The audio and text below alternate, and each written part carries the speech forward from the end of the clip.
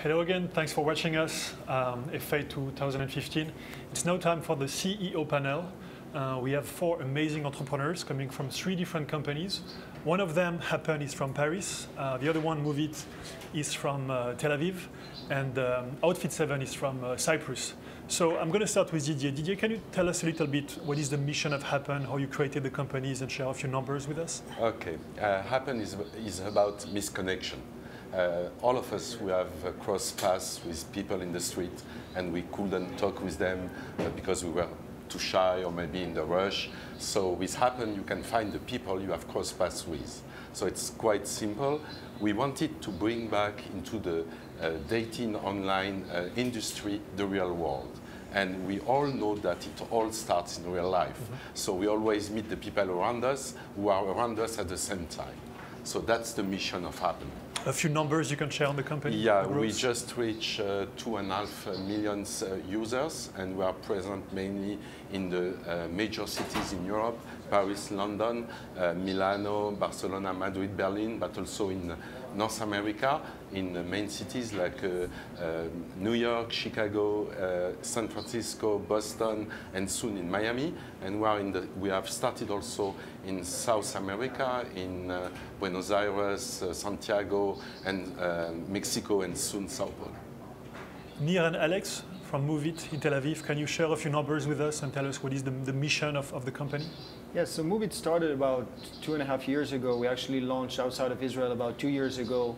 And the mission is to allow people within the metro area to be able to commute, starting with public transportation, but now we're looking to more means of transportation, and we allow people to get their way from any point to any point within the city with a multimodal trip plan and navigation tool for public transportation. We're mainly based on crowdsourced information, side by side with information provided by the authorities. So in 2 years, we were able to grow from almost 0 to way more than 15 million users now in more than 500 cities around the world. We covered many cities, and our coverage is growing on a daily basis. And basically, we're trying to generate value to millions of users a day, multiple times a day. And I guess just like Happn, you are a mobile-only company. Mainly, yes. Samo, I'm not sure everybody knows Outfit 7, but everybody knows Talking Tom. Can you tell us about the history of the company and some numbers you could share with us? Well, we have started quite a while ago. It's about 5 years, and our mission is to bring joy to our users. So we started as a mobile company, but now we are present in much more than just mobile, also in other media. And brief numbers, we just crossed in February 2.5 billion downloads, and we have over 250 million monthly active users. Wow. Do you consider yourself a gaming company, or do you go beyond gaming? Well, gaming is one of the things we do, but I would say that our mission is still to bring fun, joy to our users, whatever they do. And can you share with us how you started, how you went from the garage or the incubator you were in to launching the products and having such a phenomenal growth? When we started, it was 8 founders, and we didn't have any investors. We still don't. So we were looking for the opportunity how to launch a successful entertainment company with as little capital as possible, and that's why we decided for entertainment and not gaming for beginning. And actually, it took us 6 months. It was 6 long months to break even, but since then we are highly profitable. How many employees do you have? About 200 right now. Alex and Nir, can you tell us how you started the company, where the idea came from, and how were the early days of Moovit? So the idea came from one of the co-founders of Moovit, Yaron Evron, who is a public transportation engineer. And it's actually combined with my initiative to try and invest in the very early days in ways. So we combined the vision of crowdsource together with the fact that my co-founder was public transportation engineers and clearly saw how much public transit users around the world are underserved. So we have decided to try and bring this value to the users. So we started very small in Tel Aviv. We actually did a pilot just to try and understand, do people really need this? And if they need it, how frequently they're going to use it? And when we had a very good answers on both questions, then we addressed the third question, how do we scale? Because public transit is hyper-local. And I think what we found is a great way to scale all over the world, which is, was our biggest challenge. In how many countries or how many cities do you launch on an average day? So we launch a city every single day on average, and we currently have presence in 500 cities in 50 countries. And also in terms of organization, we also have a San Francisco headquarters, so we opened 5 months ago. And we also have the Tel Aviv headquarters. Tel Aviv is in charge of product and operations and engineering, and in San Francisco we are in charge of everything that is brand development, marketing, comms, and partnerships. Didier, the early days of Happn.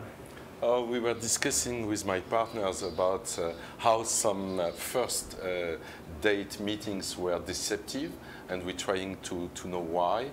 And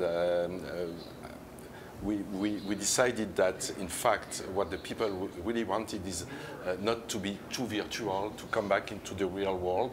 And like that, we decided to fund Happn. So we built the product within 6 months. And we launched 1 year ago. We launched the product. And so what happened when you launched? How did you scale? How did you go from 0 to 2.5 million users? So we are obliged, because we provide our users with an hyperlocation service. So we need to have downloads in the same area when we launch a city. And for that, we used Facebook, because we think this is probably the best tool to target in terms of geography the population we want. We can also have decide what demography we want, the gender, the age, and so for us, Facebook was the main tool, is today the main tool to launch our app into major cities. I guess it was the same story for Moovit.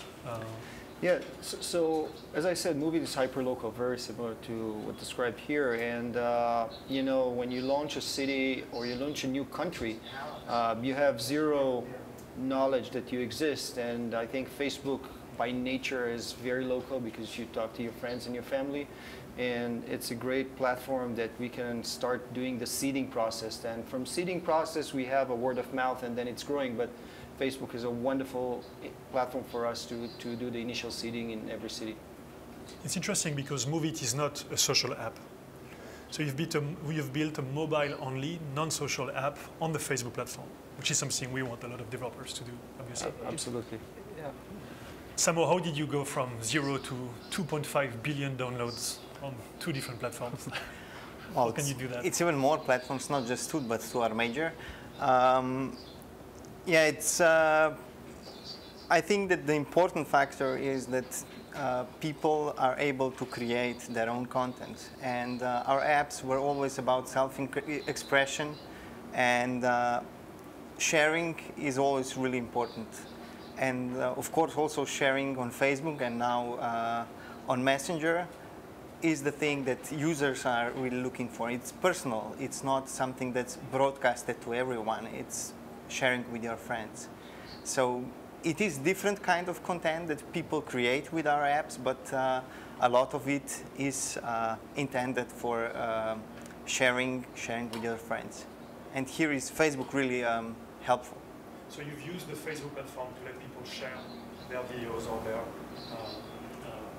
small inserts in the game directly to their friends?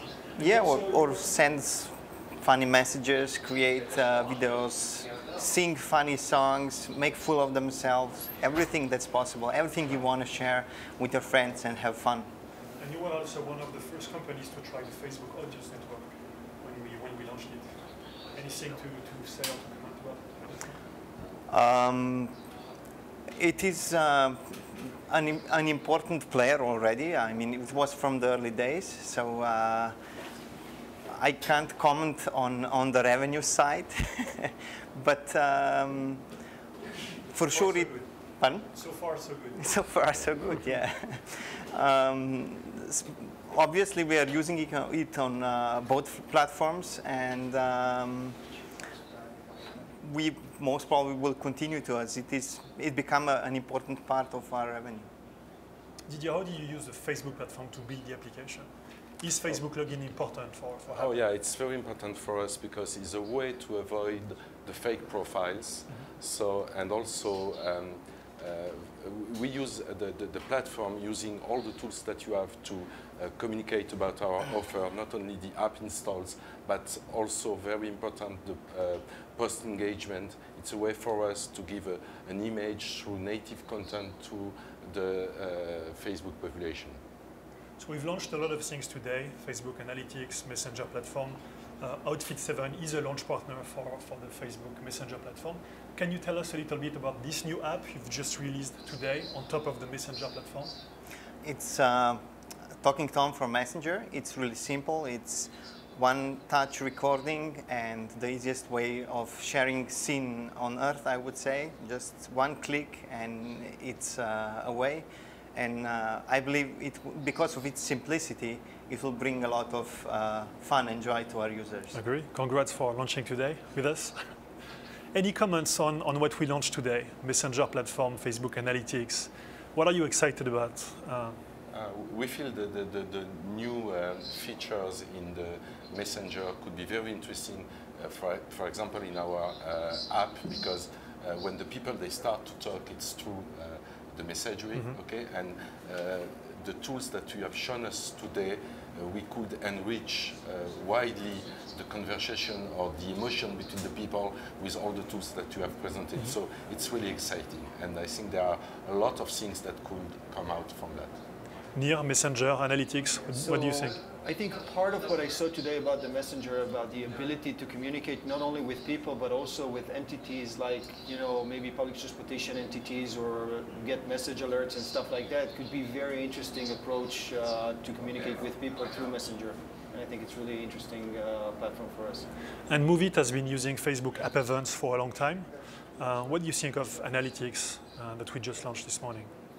So I think that in a way, it just adds another component to multiple sources of analytics that we have today, and it might be very interesting to have a more broader picture as part of what we see today. We have our different types of analytics today, our user behaviors, but it adds another layer of analytics that we can definitely use. Let's talk a little bit about the mobile acquisition jungle. So how do you grow in such a competitive world? Any tips you could share with the developers and the entrepreneurs that are watching us? Samo, maybe you can start. Of course, user acquisition is really important. My most important tip for every developer would be that user retained is a better investment than user acquired. It doesn't mean that you don't need user acquisition. It's really important, and the good targeting is really important also at user acquisition, but retaining the users, it's even more important, because those will, at the end, if you want to grow your user base, if you'll be losing your users, there's no way you'll get to the size of us or Facebook. Nir, any tips you want to share, Alex? We see that in a very clear way. I mean, that's the reason why we love working with Facebook, because for us, our strategy is user acquisition, retention, and engagement. So there are different touch points that we can use Facebook products. And like in the case of acquisition, it's pretty clear from the online platform, but it's also, as you were mentioning about Messenger, that could be a neat integration when it comes to engagement. Or also when you want to do anything far beyond in terms of sharing pictures and community, that's another thing that it could help us also as well for the engagement side. So it all has, I think what I would suggest is that you need to really map the acquisition, the engagement, and also everything that you're going to do in order to retain your users, and think about the platforms that they're going to allow you to build on your product. And that's what we find with Facebook, that it's a very flexible platform, and it's very easy to build on. Can you tell us about your monetization strategy with Moovit, or is it too early? So our monetization strategy is that we don't have a monetization strategy. And it's something that is coming from our investors and also from my CEO, Nir. It's our determination is to become the #1 part transportation or local transportation app in the industry. We currently are surpassing others like Google in many countries, like in Brazil, like in Italy and in Spain, and in terms of coverage of cities. So that's our mission. That doesn't mean that we're not going to be monetizing. That it just simply means that we want to be focused as a startup, and also as the reduced number of people that we have at the company being employed, to extremely deliver very well in one single thing, which is basically become the #1 app in terms of local transportation. Didier, for Happn, the monetization strategy is in-app purchases, right? Yeah, it's in-app purchases. This is a freemium model where you can use the app free of charge. But when you want to have some additional features, like to send a box to someone to aware him that you really want to meet or to date with, so you can buy credits to do those actions. So it's a really in-app purchase. And if you were to talk to new entrepreneurs or developers building apps in a garage, trying to be the next Outfit 7 or Moovit or Happn, what are the advices you would give them? It's not an easy question. I would say have a clear idea first and a clear business plan. There are millions of interesting business plans. I like following at times the one from Sun Microsystems, which is one of the referendum on one of the points. Have a clear idea, have a clear business plan, and focus on 1-2 things, no more. Yeah, don't try to do way too many things at the same time, because a startup is going to take a little bit of time. First, to hire the right people, the right talent, to really maneuver well all the investor world and investment world, and then you can start building the team and you can start doing more of the delivery. I would add something maybe from a different angle. I would say that you need to solve a real problem and you need to create real value to your users, and especially when you're talking about consumer apps. And the worst thing that can happen to people is that they fall in love with their company or their idea. And what I would suggest is that check yourself on a daily basis, look at the mirror and see if you're really providing value. Are users really staying? Can you create retention? If that happens, you're on the right track. If it doesn't happen, you have to go back and look what's wrong, why people are not using it, and don't fool yourself by falling in love with your app. Well, Outfit 7 was different. We started as a great team without a product, and we launched fast, and we killed our products that were not successful even faster. So that was the strategy: find the right product as quickly as possible, and don't polish it, over polish it. Of course, it needs to be polished to a certain degree so that users can love it, but don't overdo it. The great team is always more important than having a product, perfect product in advance, because great team can always come up with a great product.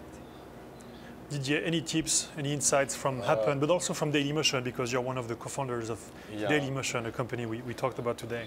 Okay, so I think that you must provide your users with something which is really helpful for them. And you must be very clear. And if I am talking about the app industry, you must be simple, clear, easy, and if possible, gamified. So, and all this, really, as you said, answer to a need to someone, being clear, have a clear promise, have a clear identity who you are, and then go. But also, ideas are very important, but cemeteries are full of good ideas. Execution is something which is really massively important. And the four of you had very different financing strategies. I think you just raised 5 million? Yeah, a little bit more. Dollars?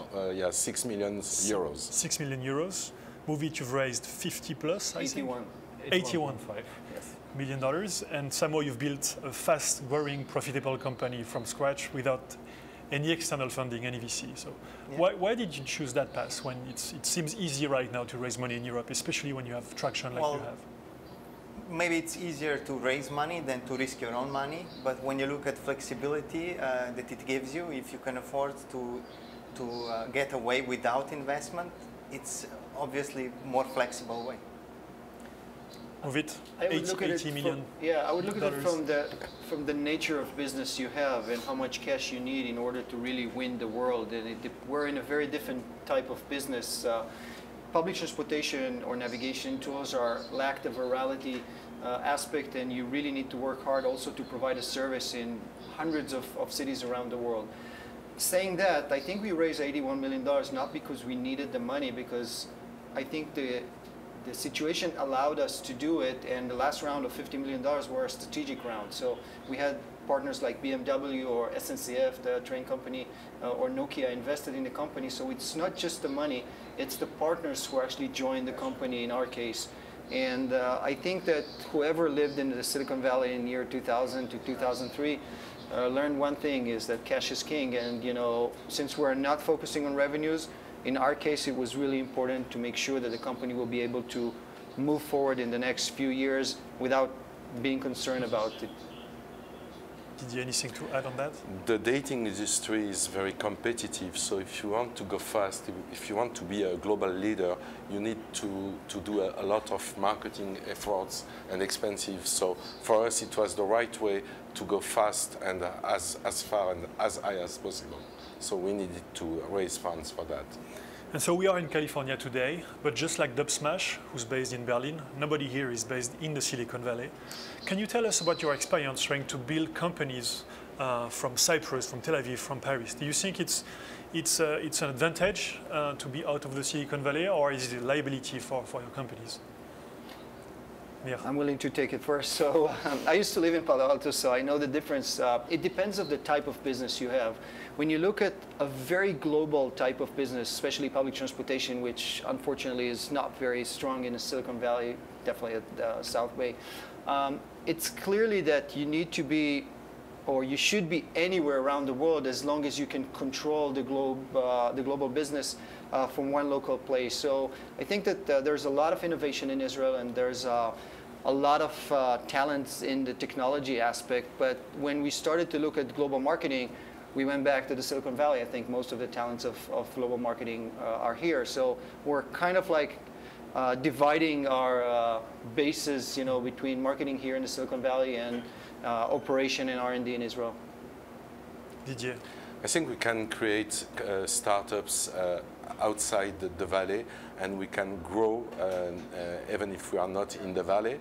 But there is a certain point probably where you want to become or to be a global player, you need to have some presence in the valley. But to start the company, not at all. And you can grow a lot with us to be here. But then probably that you must have a presence. And do here. investors call you when you tell them you're based in Paris or based in Tel Aviv? This is not like 20 years ago you had to be in the Silicon Valley. No, it has changed. I have seen a lot of US VCs, and this time I think only one asked me if I wanted to move here, and it was a condition for them to invest. But I think it has changed a lot. Now the US VCs, they start to invest outside US without asking the headquarters being moved here. And I guess you raised from non-Israeli VCs as well, right? Yeah, and I think, Sequoia Capital is one of the best examples. I mean, Sequoia, definitely one of the best VCs in the world, already saw a few years ago that, the world of startups is not necessarily just in the Bay Area, so there's a lot of investments outside of the US. None of the VCs that I ever talked to asked me to move to the Bay Area. They all understand that the nature of our business does not require us to be here in the Bay Area. Samo, being in Cyprus, was it an advantage for the company? Well, if I look at a lot of successful gaming companies, I would say that more than half, or I can say majority, are outside the US now. So I don't think that's such a huge advantage to be in the US, because it brings, a lot of disadvantages to be here. Costs of running the company here are much bigger, and the stakes and that's why in the US what you see is like go big or go home. It's still there. In Europe, it's much easier to build a company step by step and take lower risks. Last question.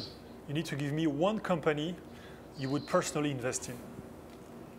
Can be part of the Facebook ecosystem or not, but what is the one company you would personally invest in right now? Happn. You have to talk about a company that is not your company. I would invest in his company if he would let me.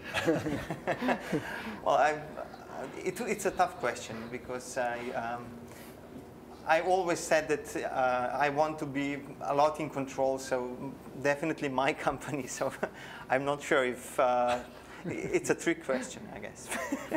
Didier, anybody else?